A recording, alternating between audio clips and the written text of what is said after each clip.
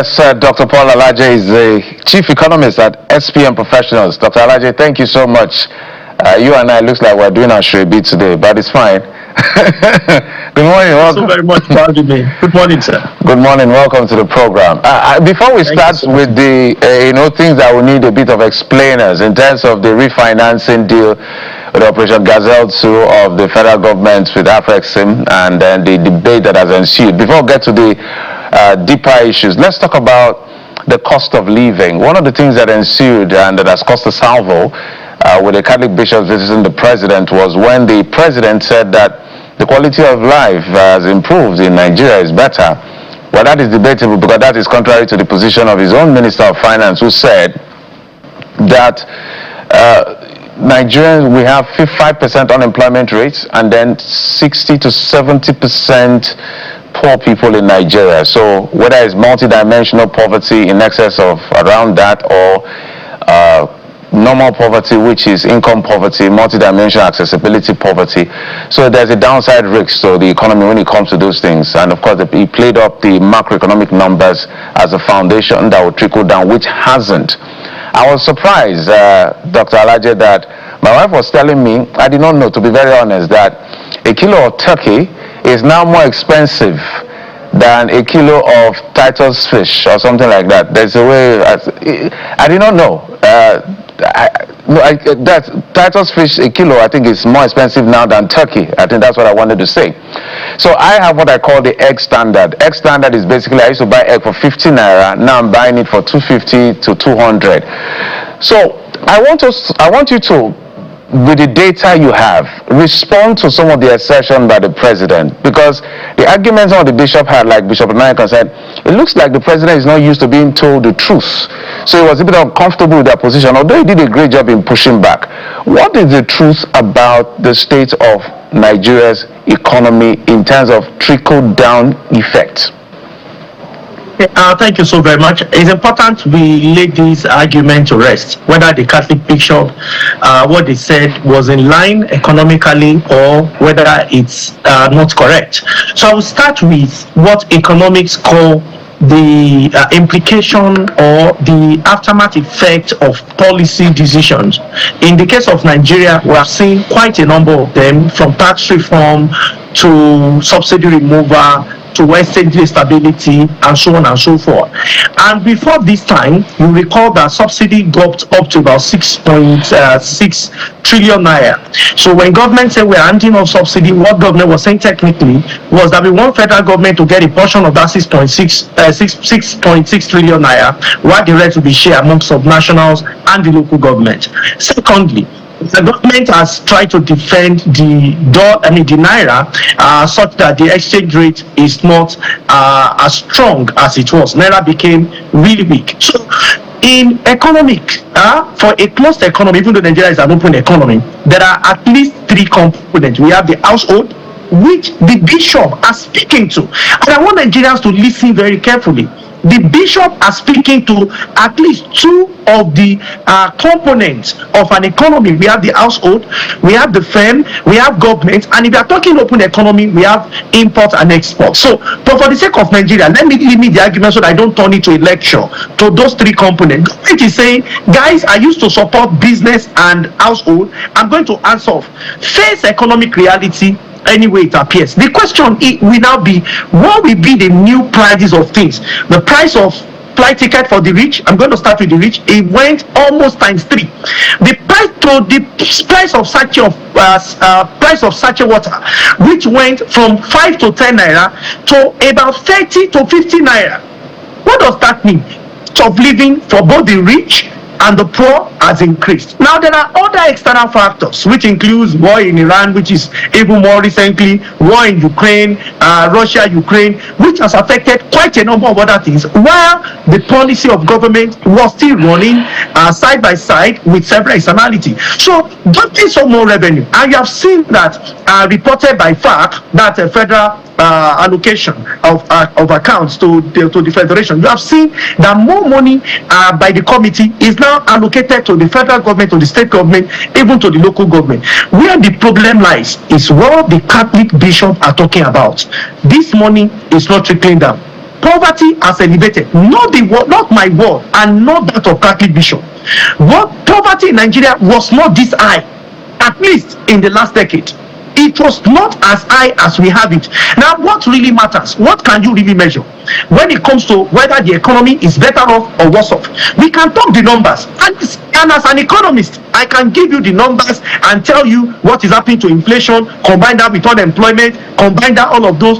The question is, what is the implication on household? Let me say this to you. The most important thing economists are after is standard of living. If the standard of living is worse off, then economists are not trying. If the standard of living is better off, then economists are trying. So we made all of those policies so that government can inject money directly on infrastructure. Those are the assumptions. Can invest it on rail, can invest it on road, can invest it on those. I've seen in some states some improvement, and I can tell you large improvement in the FCT. I've seen some improvement in Oyo. I've seen some improvement in Kaduna. I've seen some improvement in Abia, especially Enugu State. You see some improvement coming up to those states. But I will tell you that the time it takes for that policy to translate to improve life is long. Perhaps that is why Catholic bishops are saying that we need to find a way to mitigate the impact of poverty in life of people. Nigeria's inflation, even though it's at 15%, above 15%, less than 16%, but I will tell you that prices are elevated. Because you need to start thinking of inflation at 15%. The way you were seeing the numbers high, why? We have rebased it. It does not mean we have gone to the market to reduce the prices. That is not what we have done. What we have done is to rebase the number, and after rebase the number, inflation itself is coming down. One, because we have seen improvement in reserve. Two, because we have seen relative stability.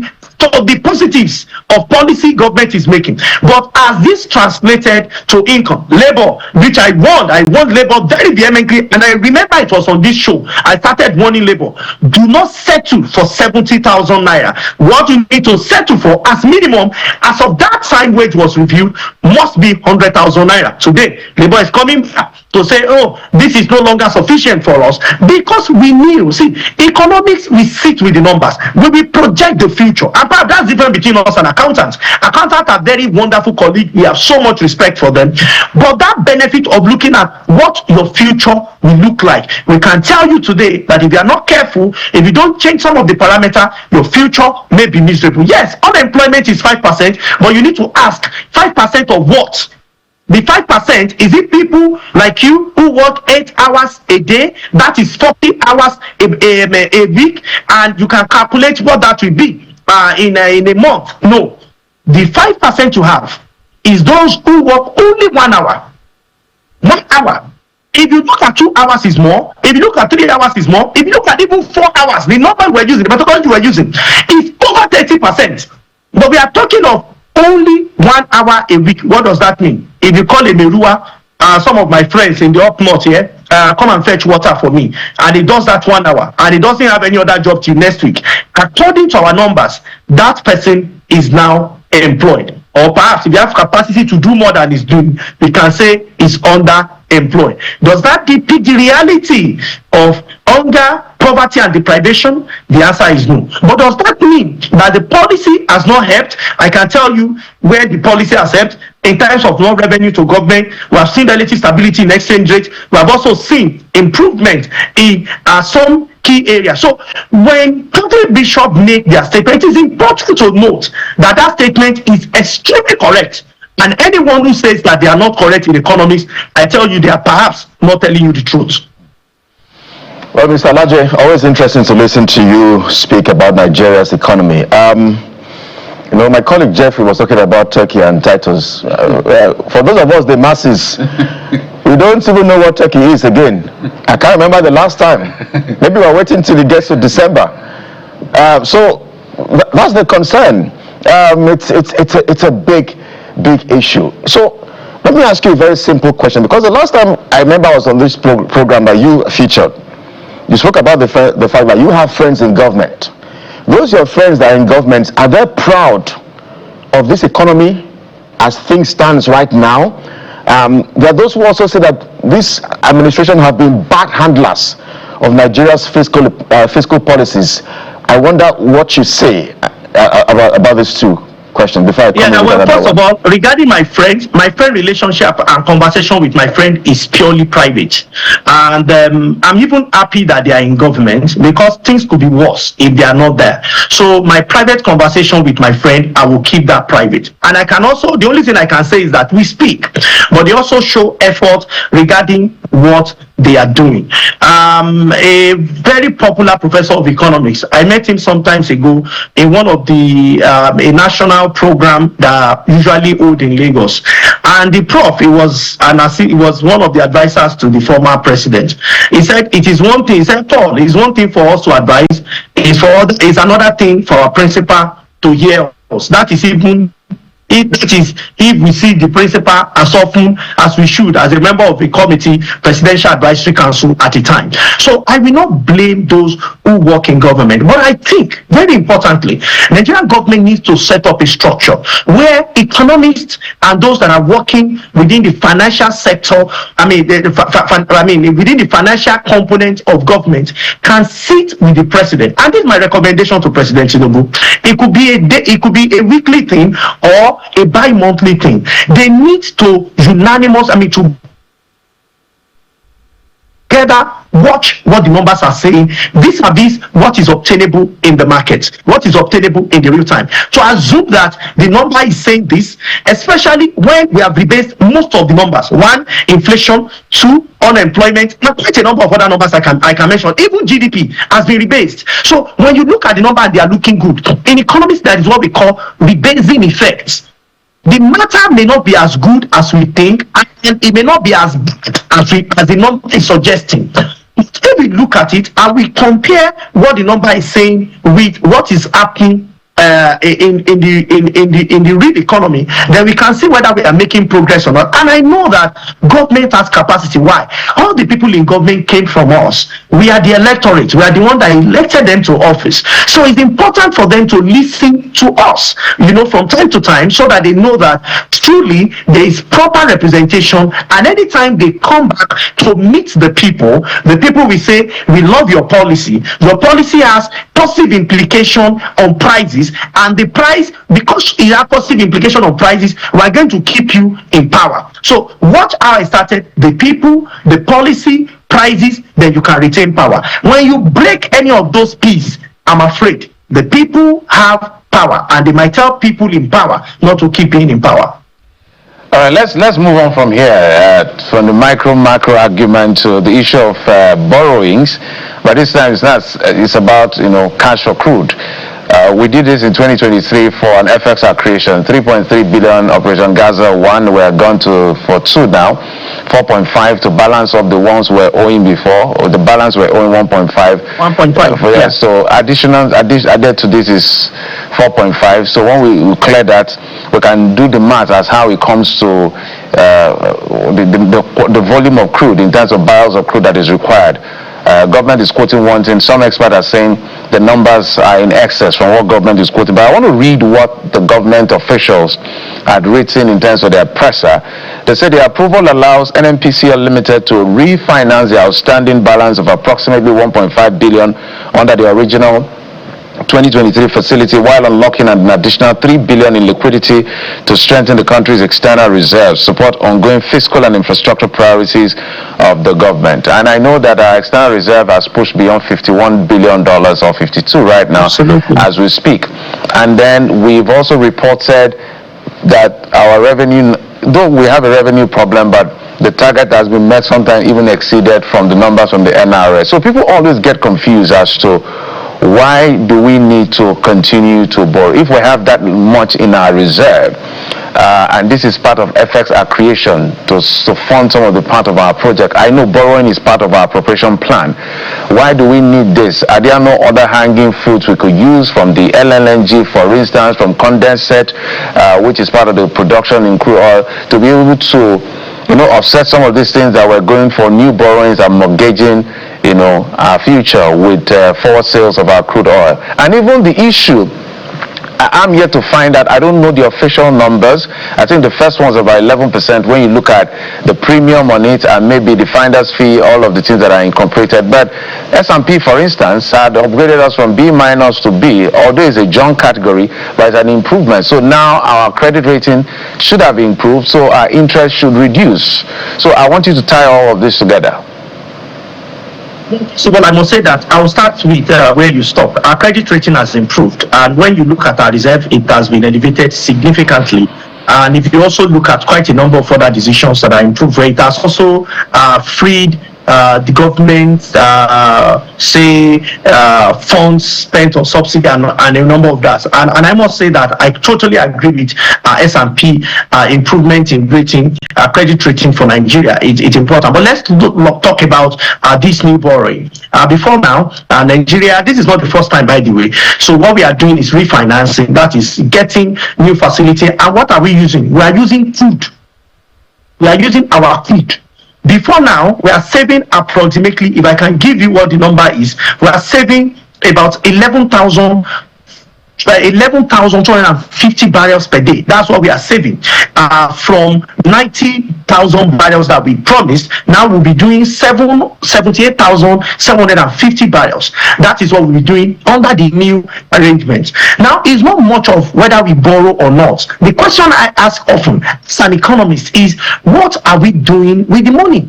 What are we doing with the money? Because economics are parameter of measuring. So the first thing we want to bother about is, if we are refinancing about 1.5 billion, what happens to the remaining $3 billion component? Or where are we spending it? If it's infrastructure, if it is road, first of all, when this money comes in, it goes to our reserve, you are going to see major elevation, significant elevation in our reserve. It's going to protect us when it comes to import cover, which is positive and appreciable, which is very good. The second one is that, where are we spending this money? Because to be in the reserve means that central bank is going to release naira equivalent to the to government. So, but which of the components, which government is it going? Is it federal government alone? Is it going to state government? How exactly are we spending this money? Can we put this money directly on infrastructure? I've argued over and over again that if you want to know how a country loan should be, it is not much of what is happening to debt to GDP. Those are stock variable. It really does not matter. There are nations that have over 80% of their debt to GDP. That does not really have major impact. Where you have impact is debt service to revenue. And for debt service to revenue, there are standard numbers you must look out for. For developing nations, even developed nations, everybody is looking at how to stay 1/3 of their revenue. That's 1/3. But Nigeria went as high as 90, even almost 99% at the time. But we have reduced that now to above 60, nearly 70% of our revenue is what we use to service debt. That is still far above the target of 33%. But it's an improvement, again, if you look at it the other side of where we are coming from. So government should be very focused, because once you go above 66%, you are leaving the critical point to the worrisome part where you might have new debt crisis. We were in debt crisis at a time, so we may be back there if they are not careful. So we need to look at, how are we going to pay this back? What happens if the global oil price reduces significantly? Does that mean that we have to pay more, or we have to give more in terms of crude that we are using to pick this up as collateral? So, but if this money goes into infrastructure, then I can tell you that this will have positive impact. So the other thing you look at, which is really very important, is what is the impact of debt on the economy. When you look at how Nigeria growth, when you plot the growth line on one side, on one line, and you plot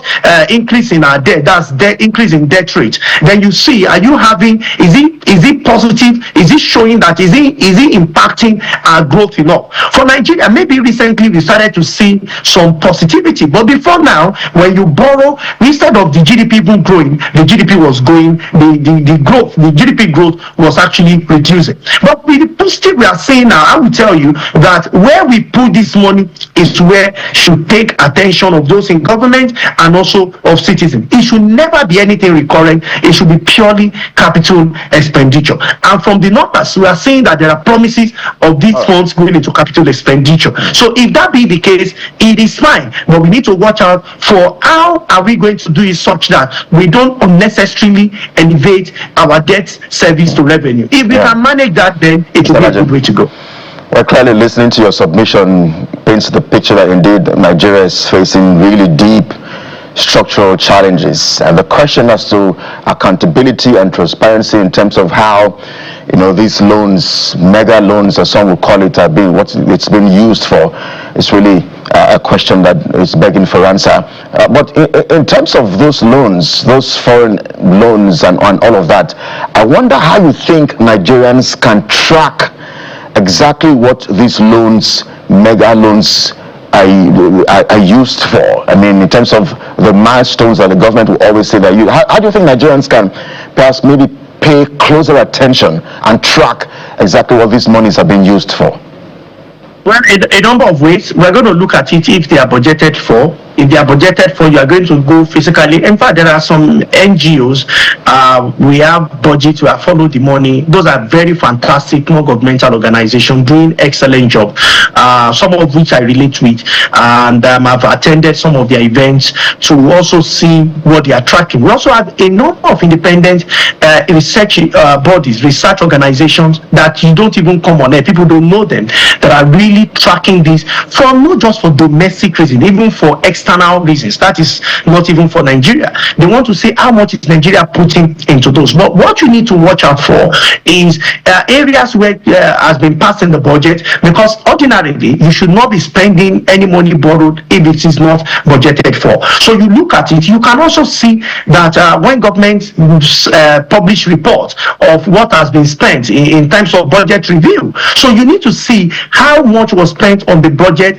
government claim. Vis-a-vis how much government claim was borrowed to finance such projects. So if you put all of this together, then you see that it's not what individual can do. We need corporate organization, we need bodies to carefully look at this, then we can know whether we are making progress or otherwise.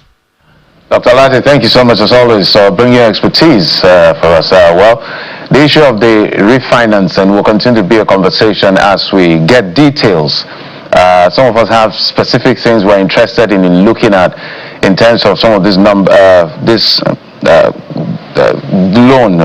cash for crude that we're embarking on to refinance the old one, especially the interest and how this will be implemented. But I must thank you. I appreciate you. Dr. Paul Alaje is the Chief Economist at SPM Professionals. Thank you, sir.